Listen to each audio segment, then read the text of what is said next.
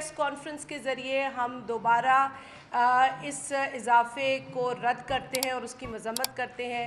نہ صرف پیٹرول کی قیمت میں بلکہ دیگر جو پیٹرولیم مصنوعات ہیں ان کی قیمتوں میں اضافہ کیا گیا ہے۔ ڈیزل کی قیمت میں 5 روپے سے زیادہ اضافہ ہے اور لو ڈیزل جو ہے اس کی قیمت میں تقریباً 6 روپے کا، اسی طرح کیروسین کی بھی قیمت میں اضافہ ہے۔ اس اضافے سے پاکستان کے اندر مہنگائی میں بھی اضافہ ہوگا اور مزید اضافہ ہوگا۔ پہلے ہی پاکستان کے اندر جو غربت ہے اس میں 40% اضافہ ہو چکا ہے۔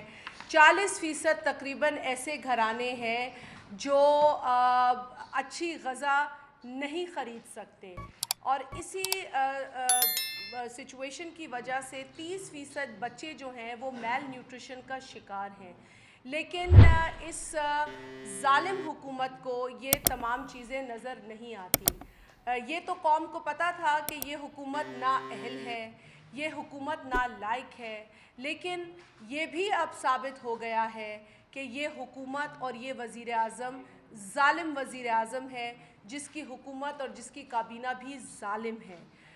بڑے بڑے شادیانے بجائے گئے جب شوکت ترین صاحب تشریف لائے کہ جی اب یوں ہو جائے گا اور یہ ہو جائے گا، اور یہ شادیانے اس سے قبل بھی جو وزیر خزانہ تھے ان کے آنے پر بھی بجائے گئے، بلکہ ان کے تو رخصت سے پہلے ہی انہوں نے تعریفوں کے پل باندھے تھے اور پھر ان کو سینٹ کے الیکشن میں کھڑا کر دیا تھا۔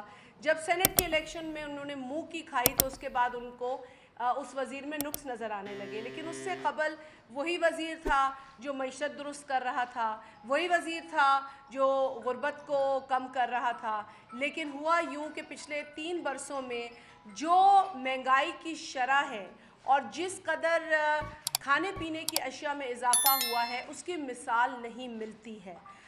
ہم اس تمام سچویشن کے اندر پیدا ہونے والی جو حالت زار ہے جو عوام فیس کر رہی ہے اس پر ہمیں شدید افسوس ہے۔